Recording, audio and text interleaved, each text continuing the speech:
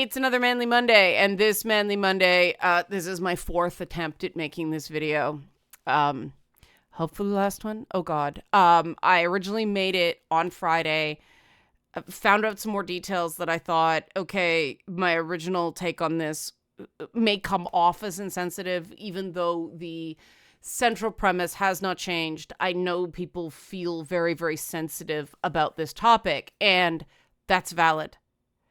The takeaway from this video, I want everybody to take away is your feelings are valid, guys. Your feelings are valid.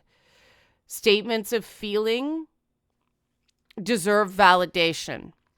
Statements of opinion or accusation can be argued. That is the top line. And I expect some bad responses to this video precisely because of the feedback loop that's gone on with men in general in the world, but definitely in gaming. That makes this so difficult to talk about and ends up spiraling into rabbit holes of detail that really take away from the central core of having talked to a few people who have participated in this over the last few days. The core of it, which is this feeling that with all this messaging that everybody has to count, some people don't. And that's not fair. Any model we have in gaming that isn't everyone is welcome, we all have to share space, is a problem. So anybody that claims I'm saying anything else other than that, again, you're entitled to your own feelings. You're not entitled to your own facts. So here we go. If you like this content, help support this channel, become a monthly patron, patreon.com/LeannaK, or buy a one-time Leanna Care session for someone who can use it but can't afford it, coffee.com/LeannaK. Coffee.com is a great way to do a one-time. Hey, thanks for taking a big risk and getting shit on because you're defending people that, you know, are not the right people to defend in this one. And yeah, having looked into the whole thing, and you guys know I've always felt, you know, I'm a former games journalist. This is a bit of reporting in this one, but I am offering my opinion on, you know, the emotional content here. And this is something I wouldn't do as a journalist. If you're reporting, you report. You don't go, I think this, you just report. If you're offering an opinion, make sure it's clearly labeled opinion.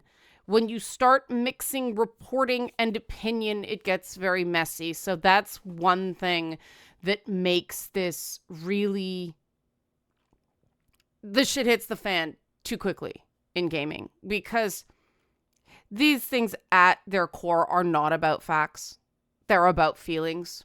And based on the stuff I saw, a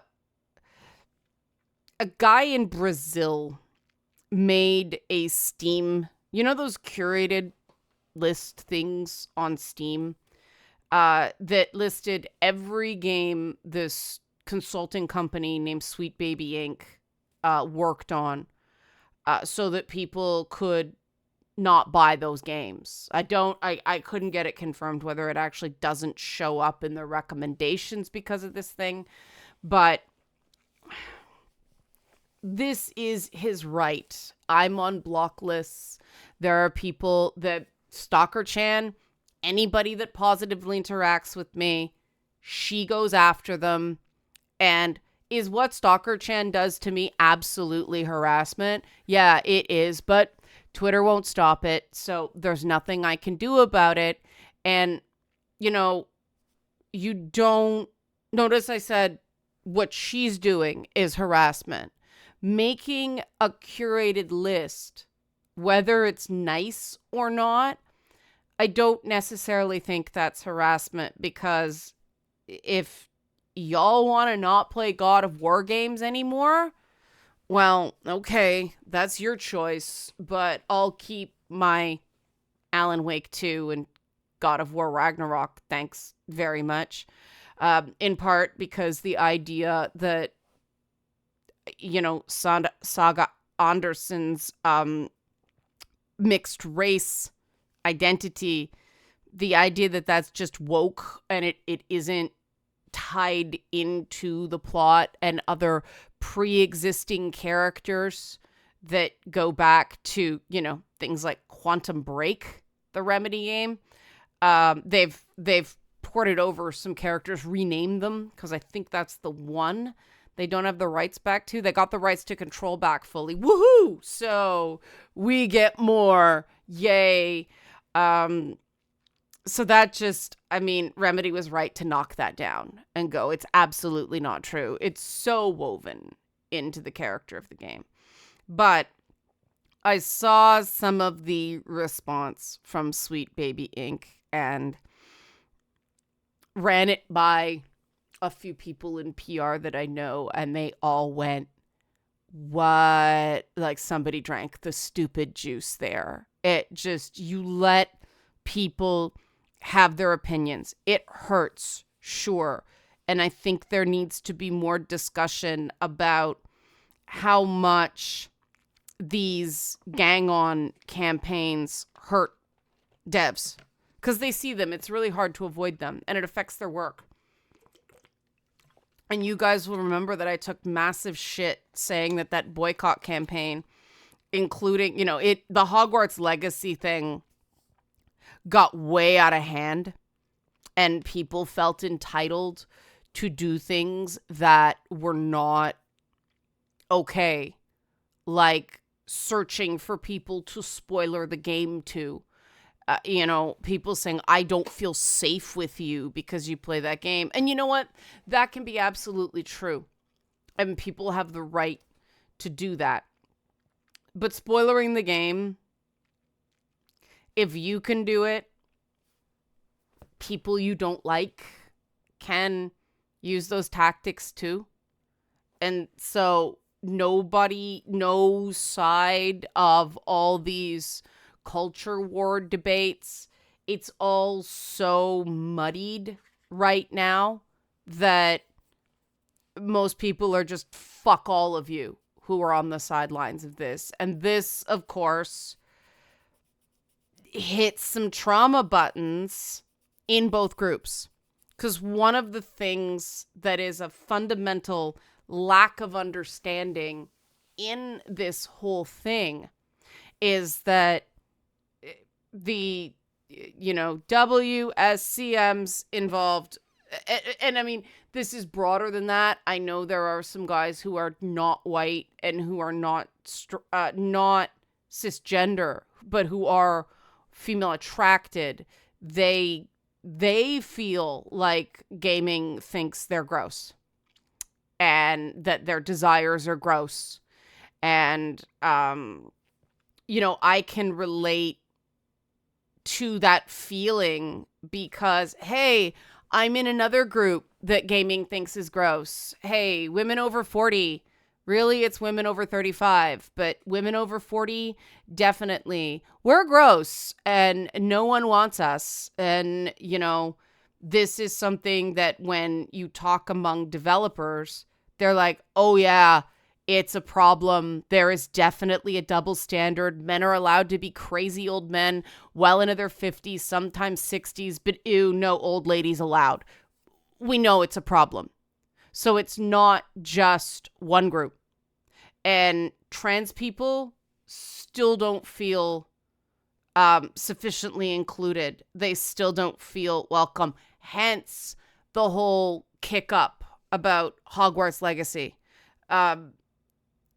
And yeah, there's a trans character in the game, and it's really tough to deal with trans people in a fantasy setting without turning it into fetish. And I know I'm saying that as somebody who's making a game who has a trans character in a fantasy setting.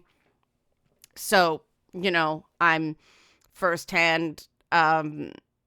It's a constant thing with Solomon to make it relevant when it's relevant, and not when it's not.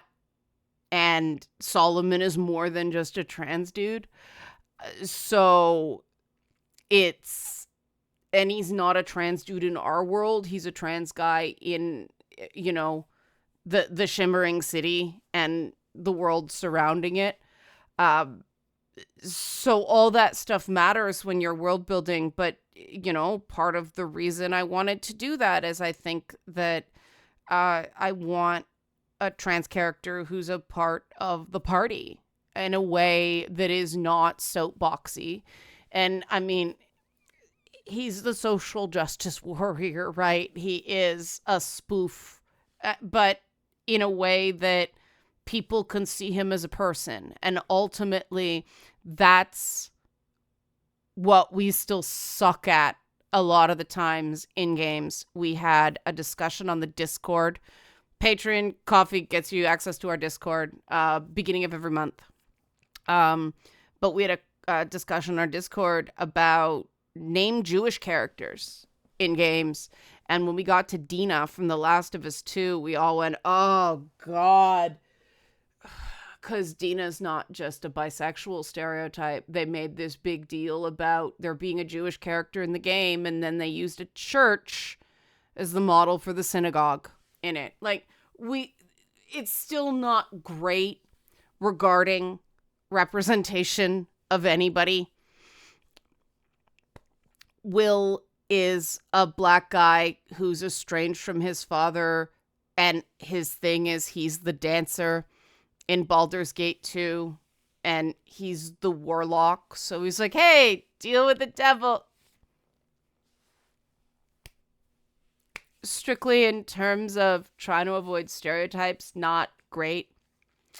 And I was hyper aware of this because one of the characters in Song of Sparkle Muffin was a little too much like Will, so we're reworking that. That's part of the delay. Not for the demo, but it does impact the demo in terms of what gets allocated to other characters. Ian's not in the demo, but that's just a budget thing, paying for voice actors. But so I'm coming at this from somebody who does want diversity. I mean, the characters in Song of Sparkle Muffin, a lot of them are based on friends. And so I know based on those conversations that no one feels really included. Like, even gay guys who you might be able to argue, oh yeah, there's a ton of content for gay dudes out there. There's all these shirtless guys. Suddenly we're getting like all these naked man asses and things like that in games. But there's still not a ton of healthy relationships featuring same-sex couples in games. And this is when you start going, well, is this the responsibility of games? No.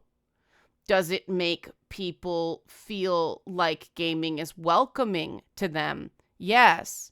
And so one of the concerns that I've had for a while is if you do a taking things out approach, which is what devs did, just taking out, all the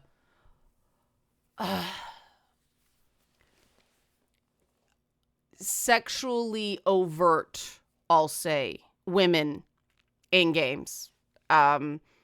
Traditionally pretty, sexually available, so on and so forth. And, I'm like, people, Shadowheart, yes. Yes. But I mean, there's a shining example, right? Baldur's Gate 3, the first thing, I was like, what the fuck, man? It's a goth chick and 2 monster girls. That's my variety? Come on. Like, holy shit. The sexiest character, well, Karlach is, but I mean, Demon Girl, right? But I mean, Jaheira, oh no, that's not an option. Jaheira's super sexy. I don't care what anybody says, but that is not what the game was going for, clearly, with all the "you're old and a terrible mother" jokes. Like,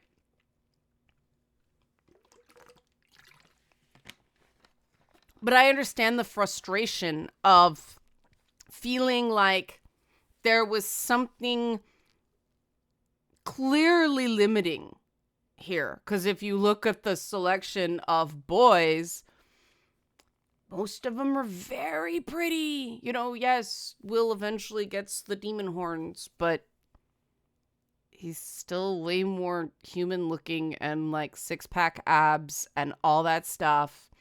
There's a lot more hot guy options, even though Halson is sweaty and stinky and ew. But these, even if you're not looking to send a message, people do receive a message. And it's really important not to overthink your creative decisions through shame. However, in AAA, you do have to make decisions. And you have to be aware of how those decisions are mostly going to be received. And I know I just felt bludgeoned by parts of Baldur's Gate 3. Because if you're not a skinny white girl under the age of, I don't know, I think Shadowheart's actually supposed to be pretty young, but you're a monster or the butt of jokes. Awesome. So I can understand how, you know, these female attracted men are feeling right now, where like they even took the desire demons out of Dragon Age games. And that's, if you could ever justify a naked chick in a game, desire demons are probably it, you know?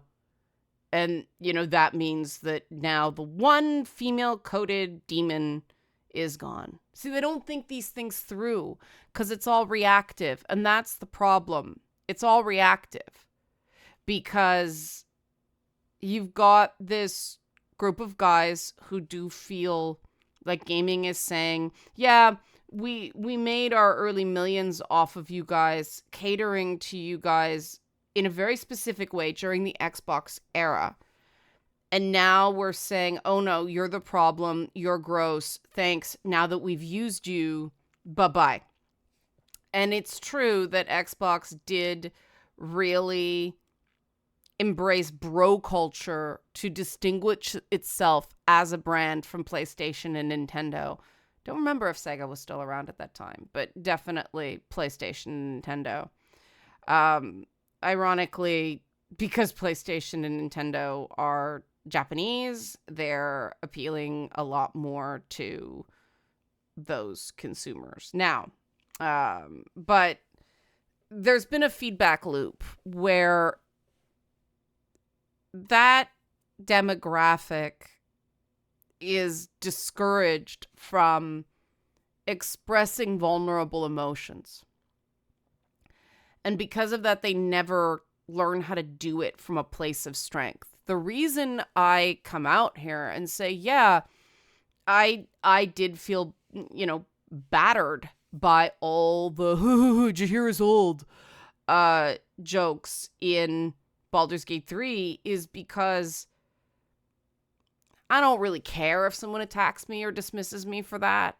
I'm well used to it. I'm thin skin, so thick, it's all just callus. You can't even see any smoothness anymore. Just like I don't care.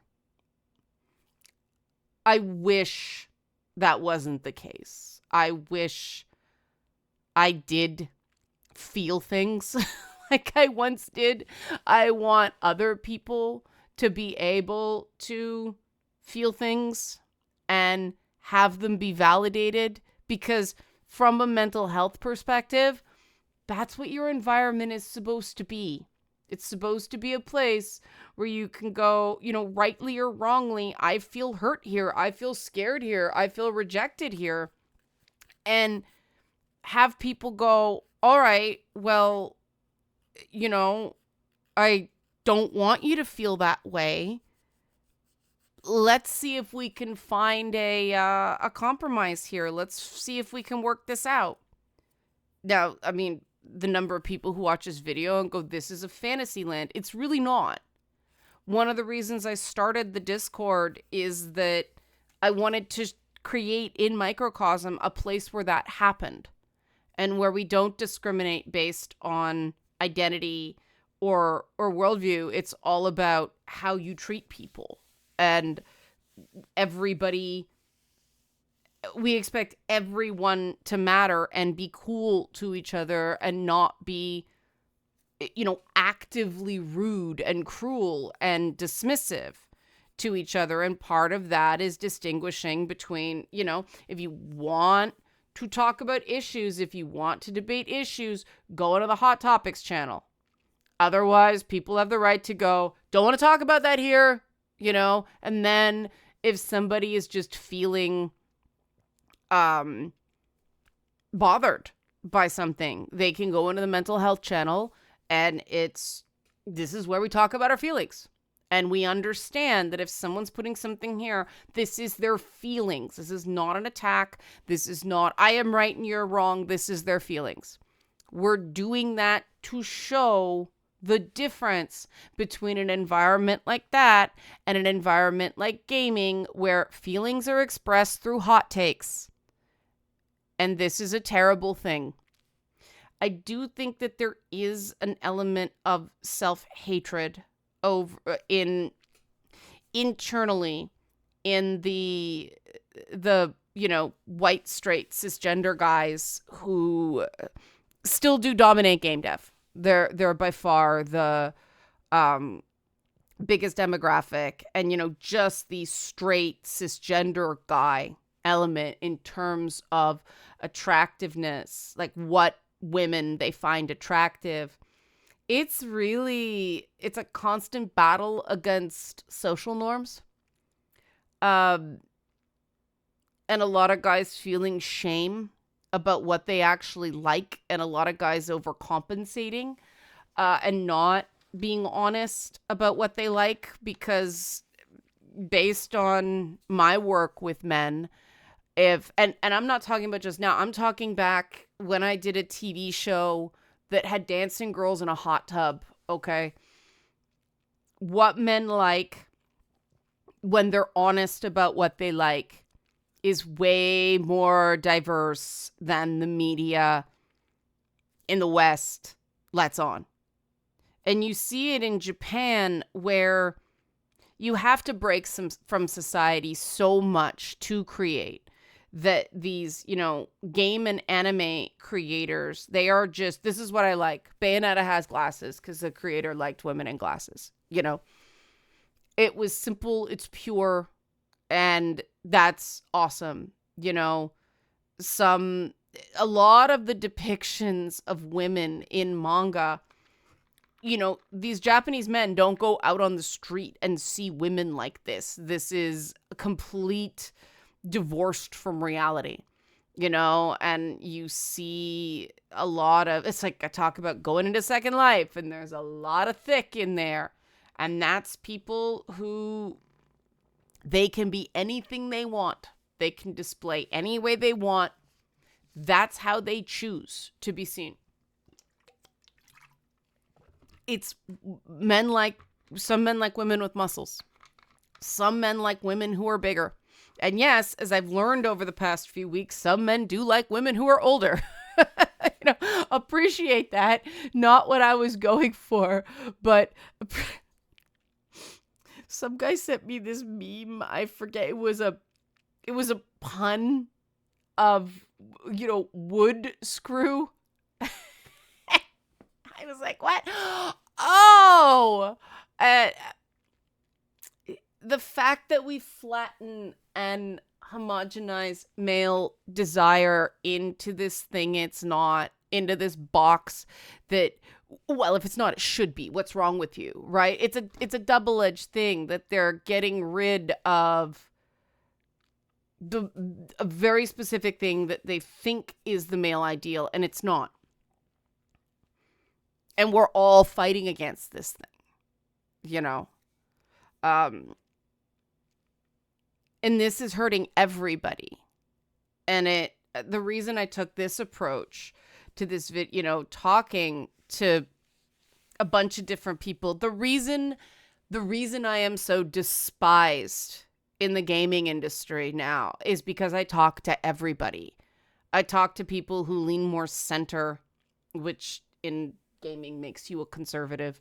I talk to straight guys. I talk to people of all different ethnicities. I talk to trans people. I talk to cisgender people. And the minute I say cisgender, people get mad at me. Like, I talk to everyone and I ask them, how do you feel about this? And everybody believes the other side has power. The people who are not them have power. And it feels bad, man. That's what I'm hearing from everyone. That trans people think the community thinks they're disgusting still. Straight people, cisgender people think the community thinks they're disgusting. Gay people think the community still thinks they're deviant. The industry screwed it up. And part of it is just change. Part of it is setting expectations. Part of it is the Sarkeesian effect. I'm just going to say it. Focusing only on the playable character missed the point. That was always a problem because the playable character can only be one thing at any given time. You know, even if you can make the character look any way you want, you cannot make a thick woman in Baldur's Gate 3. It's still white coated most of the time, you know, and that matters. And, you know, the fact that diversity is often so flattened too. There's a black person in the game. Shut up. You know, brown people, Asian people, you know, indigenous people. There's like Ubisoft and then there's everybody else that way, right? Bless Ubisoft for that. But everybody feels, and nobody's going to believe me because that's the thing about these consulting companies. They're not full-time hires at the company. And companies that are internally diverse don't need to hire diversity consultants. And diversity consultants do not have the power or the job security of a full-time staff writer on a franchise. The fact that the industry is so reliant, and okay, on something like Alan Wake 2, again, they're a Finnish company. Hiring an outside group to help them make sure their game reads as American, that's cool. Like, that's kind of the purpose of these things. And when there's tokenism within a company, it can put that person in a very awkward spot because nobody can speak for the entirety of their gender, of their race, of their religion. Like, God, I'm atypical in everything. But the thing about me is I go out and talk to other people so I can say, okay, these are the varying opinions out there. So you have to make your character defined enough that they are an individual and not just a collection of identifiers. And when I go to schools and lecture, that's what I teach them, that you have to be conscious about this. And I do think Alan Wake 2 did a really good job with all their characters that way. And they managed to do it because they kept their roster of characters small. So every single one of them got a chance to be a fully fledged person. And hey, if Sweet Baby Inc. had something to do with that, good for them. You know? But they also worked on shit like Suicide Squad and what was the other? Oh, Saints Row. apparently. See, I mean, that batting average is... And people ignore consultants all the time. As somebody who was one. I mean, I'd still do it, but it's miserable work. It's really miserable. You get yelled at a lot, and people just ignore you because you didn't tell them what they thought they handpicked you to say. And that's the hard truth of it, is that, you know, why did someone like Sarkeesian get elevated? Well, because the guys in power thought she represents the normal female opinion. Why are these companies connected to Sarkeesian out there where people like me got excommunicated? Well, because I'm not normal. The thing is, what I've learned actually going out into the community and, you know, teaching at schools, the students of today, my opinion is much more mainstream and much more what women, especially women of color, you know, I'm taking what they tell me and putting them into what I teach and what I consult. So of course it's different. It's not coming out of a book. It's coming out of the world with a backup from books. And see, I know it's wrong. And so I share the frustration of the people going, something's really not right about this. But the thing that Feminist Frequency and Anita Sarkeesian had going for them is that it confirmed the biases of the self-hating male game devs that are making these games and ultimately making the decisions. So we got a lot of work to do. And what I implore people is, one, and I know this is a big ask, but it's something I do. Actually say how something makes you feel. Don't go for a big conspiracy theory. Don't try to throw facts as a defense and skip the "this is how I feel" step. Yeah, people will attack you for it. People will mock you for it. They do to me. The thing is that to anybody watching, they're an asshole if you're just talking about your feelings and they mock you. Whereas if you falsely accuse someone, then you're the asshole. You know, if people had been like, this just, I'm incredibly uncomfortable with the rhetoric coming out of some of these consulting companies. You know, they're attacking a guy in Brazil claiming he's a right-wing white guy. Okay, you see the problem with the accusation from Sweet Baby Inc. on that one, right? If you leave it at that's the only accusation and you say, I'm really concerned by this because this don't check out,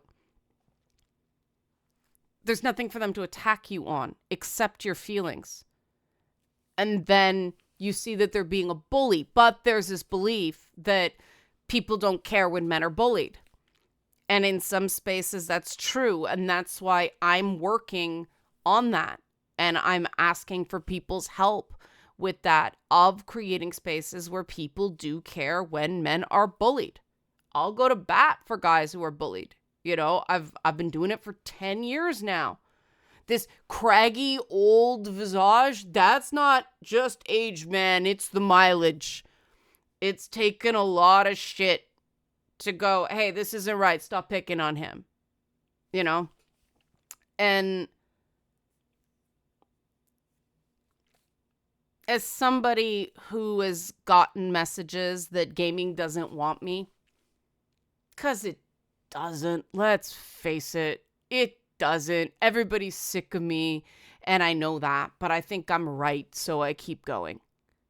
In fact, like, I have the documentation, you know. I read mental health literature weekly, sometimes daily, for day job stuff, right?